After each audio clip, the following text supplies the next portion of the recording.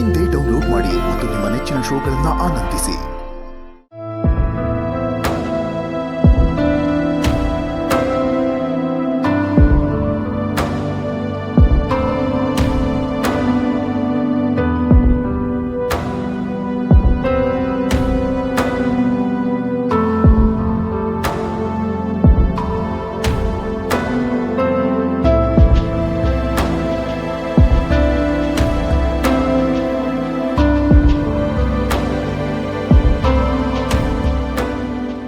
ಅಲ್ಲಿ ಅಷ್ಟೆಲ್ಲ ಮಾತಾಡುವಾಗ ಅರ್ಧಕ್ಕೆ ನಿಲ್ಸೋದು ಬಿಟ್ಟು ಇವಾಗ ಇಲ್ಲಿ ಬಂದು ಬೇಜಾರು ಮಾಡ್ಕೊಂಡು ನಿಂತ್ಕೊಂಡ್ರೆ ಏನು ಪ್ರಯೋಜನ ಇಲ್ಲ ಚೀರು. ನಿಮ್ಮ ಅತ್ತಿಗೆ ದೀಪಂಗೆ ಅಷ್ಟೊಂದು ಅವಮಾನ ಮಾಡಬಾರ್ದಾಗಿತ್ತು.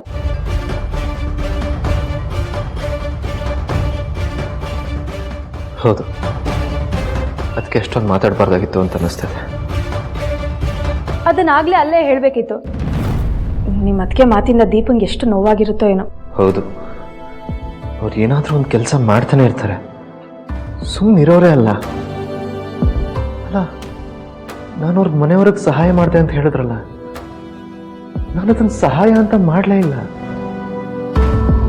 ನಮ್ಮ ಮನೆಯವ್ರಿಗೆ ಏನು ಮಾಡ್ತಿದ್ನೋ ಅದನ್ನೇ ಅಲ್ಲೂ ಮಾಡಿದ್ದೀನಿ. ಅದು ನನ್ನ ಕರ್ತವ್ಯ. ಅದನ್ನ ಅದಕ್ಕೆ ತಪ್ಪಾಗಿ ತಿಳ್ಕೊಂಡಿದ್ದಾರೆ. ಅದನ್ನ ನಿಮ್ಮ ಅತ್ತಿಗೆ ಮುಖದ ಮೇಲೆ ನೇರವಾಗಿ ಹೇಳಬೇಕಾಗಿತ್ತು. ಇಲ್ಲಿ ನನ್ನ ಹತ್ರ ಬಂದು ಹೇಳಿದ್ರೆ ಏನು ಪ್ರಯೋಜನ? ನಾನು ಸಾಧ್ಯವಾದಷ್ಟು ಅದಕ್ಕೇನ ಕಂಟ್ರೋಲ್ ಮಾಡಕ್ಕೆ ಟ್ರೈ ಮಾಡಿದ್ನಲ್ಲ ಅಚ್ಚು. ಹಾವು ಸಾಯಬಾರ್ದು, ಕೋಲು ಮುರಿಬಾರ್ದು ಅನ್ನೋ ಥರ ಇದ್ರೆ ಆಗಲ್ಲ ಚಿರು. ಕಲ್ಲೋ ಮುಳ್ಳು, ನಾವು ಯಾವಾಗಲೂ ನಡೆಯೋ ದಾರಿಲಿ ಸ್ಪಷ್ಟವಾಗಿರಬೇಕು.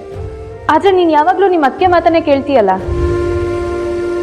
ಅಲ್ಲ, ಅವರು ದೀಪಂಗೆ ನೀನು ಕೆಲಸದವಳು ಬಿಟ್ಟು ತಿಂತೀಯ ಅಂತ ಹೇಳುವಾಗ ನೀನು ಸುಮ್ಮನೆ ಇರಬಾರ್ದಾಗಿತ್ತು ಚಿರು.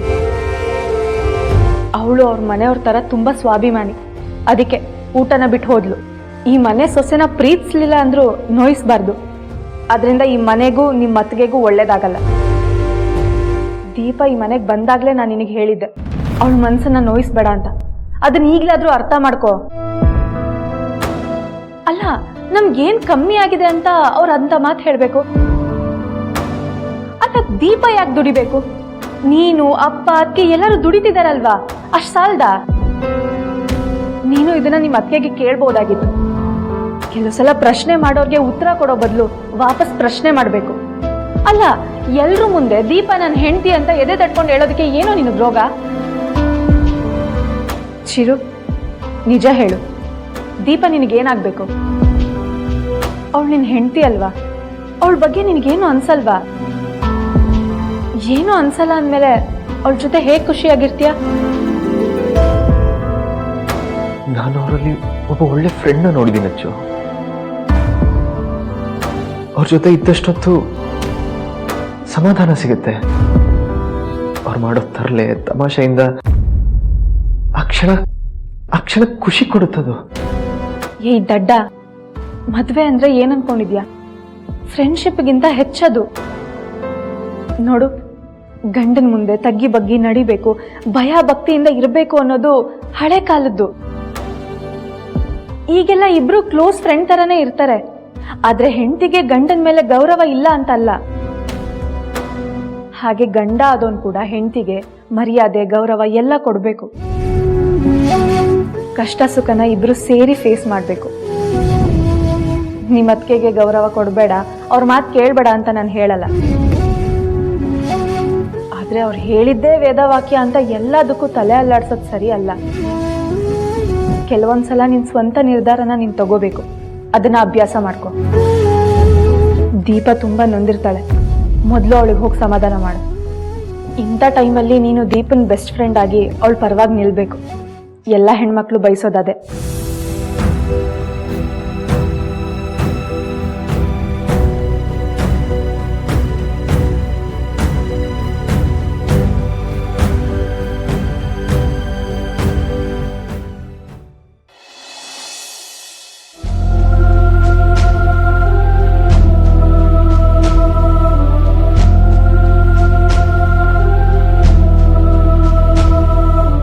ನಾವು ಎಷ್ಟೋ ಚಾರಿಟಿ ನಡೆಸ್ತಿದೀವಲ್ಲ, ಅದರಲ್ಲಿ ಎಷ್ಟೋ ಜನರಿಗೆ ಕೈಲಾಗ ಸಹಾಯ ಮಾಡ್ತಿಲ್ವಾ? ಅದರಲ್ಲಿ ಇದು ಒಂದು ಅಂತ ಅನ್ಕೊಳ್ಳಿ.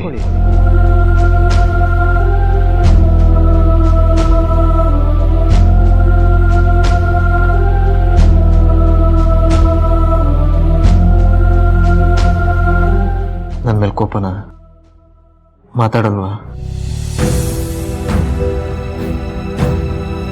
ಸಾರಿ ದೀಪ ಅವರೇ, ಅದಕ್ಕೆ ಆ ಥರ ಮಾತಾಡಬಾರ್ದಾಗಿತ್ತು. ತಪ್ಪಾಗ್ಬಿಟ್ಟಿದೆ. ನೀವು ಬೇಜಾರು ಮಾಡ್ಕೋಬೇಡಿ. ನಿಮ್ಮ ಅದಕ್ಕೆ ಏನು ಹೇಳಿದ್ರು ಅನ್ನಿಸ್ಕೋಬೇಕಾ? ಏನು ಚೈರಿಟಿನೋ ನಮ್ಮ ಮನೇನೂ ಒಂದೇನಾ? ದಯವಿಟ್ಟು ನನ್ನ ಮಾತಿನ ಬಗ್ಗೆ ತಪ್ಪು ತಿಳ್ಕೊಬೇಡಿ. ನಾನು ಆ ಅರ್ಥದಲ್ಲಿ ಹೇಳಿಲ್ಲ. ಇನ್ಯಾವ ಅರ್ಥದಲ್ಲಿ ಹೇಳಿದ್ರಿ? ನಮ್ಗೆ ಗತಿ ಇಲ್ಲ ಅದಕ್ಕೆ ಸಹಾಯ ಮಾಡಿದ್ರ, ಅಥವಾ ನಾವು ಬಡವರು ಅಯ್ಯೋ ಪಾಪ ಅಂತ ಸಹಾಯ ಮಾಡಿದ್ರ? ನಿಮ್ಮ ಅಪ್ಪ ಅಮ್ಮ ನಮ್ಮ ಮನೆಯವರು ಅನ್ಕೊಂಡು ಸಹಾಯ ಮಾಡಿದೆ. ಆದ್ರೆ ಅದಕ್ಕೆ ಅದನ್ನ ತಪ್ಪು ತಿಳ್ಕೊಂಡ್ಬಿಟ್ಟಿದ್ದಾರೆ. ತಪ್ಪು ತಿಳ್ಕೊಂಡಿರೋವನ್ನ ಸರಿ ಏನು ಅಂತ ಅರ್ಥ ಮಾಡಿಸ್ಬೋದಿತ್ತಲ್ವಾ? ನಾನು ನಿಮ್ಮ ಮನೆಯವ್ರ ಪರವಾಗಿ ಮಾತಾಡಿದ್ನಲ್ಲ. ಆದ್ರೆ ನನ್ನ ಬಗ್ಗೆ ಕೇವಲವಾಗಿ ಮಾತಾಡಿದಾಗ ನೀವ್ಯಾಕೆ ಸುಮ್ಮನಿದ್ರಿ? ಅಂದ್ರೆ ನಿಮ್ಮ ಪ್ರಕಾರ ನಾನೆಲ್ಲಿ ಬಿಟ್ಟು ತಿಂತಿದ್ದೀನಿ? ಚಿಚೆ ಇಲ್ಲ ದೀಪ ಅವ್ರೆ, ನಾನು ದುಡಿತಿದ್ದೀನಲ್ಲ, ನೀವು ಯಾಕೆ ದುಡಿಬೇಕು? ನೀವು ಯಾವತ್ತೂ ಸುಮ್ಮನೆ ಕೂತವ್ರೆ ಅಲ್ಲ. ಅದು ಇದು ಅಂತ ಏನಾದರೂ ಒಂದು ಕೆಲಸ ಮಾಡ್ತಾನೆ ಇರ್ತೀರ. ಈ ಮಾತನ್ನ ನಿಮ್ಮ ಅತ್ತಿಗೆ ಮುಂದೆನೆ ಹೇಳ್ಬೋದಿತ್ತಲ್ವಾ? ಹೆಂಡತಿ ಮನೆಯವ್ರ ಪರವಾಗಿ ಮಾತಾಡಿದ ಗಂಡ ಹೆಂಡತಿಗೆ ಅವಮಾನ ಆದಾಗ ಯಾಕೆ ಮಾತಾಡ್ಲಿಲ್ಲ? ಓ ಕ್ಷಮಿಸಿ, ನಿಮ್ ಪ್ರಕಾರ ನಾನು ನಿಮ್ ಹೆಂಡತಿನೇ ಅಲ್ಲ ಅಲ್ವಾ? ಆದ್ರೂ ನಾನು ನಿಮ್ ಫ್ರೆಂಡು. ಎಲ್ರೂ ಮುಂದೆ ನಿಮ್ ಫ್ರೆಂಡ್ ಅವಮಾನ ಆಗ್ತಿದ್ರು, ನೀವು ಸುಮ್ಮನಿದ್ರಲ್ವಾ? ಇದು ಸರಿನಾ ಅಂತ ನಿಮಗೆ ನೀವೇ ಪ್ರಶ್ನೆ ಮಾಡ್ಕೊಳ್ಳಿ. ನೀವು ನನ್ನನ್ನ ಫ್ರೆಂಡಾಗಿ ಅನ್ಕೊಂಡಿರೋದು ಮೇಲ್ನೋಟಕ್ಕೆ ಮಾತ್ರ ಅಂತ ಇದ್ರಲ್ಲೇ ಗೊತ್ತಾಗತ್ತೆ. ಪ್ಲೀಸ್ ದೀಪ ಅವರೇ,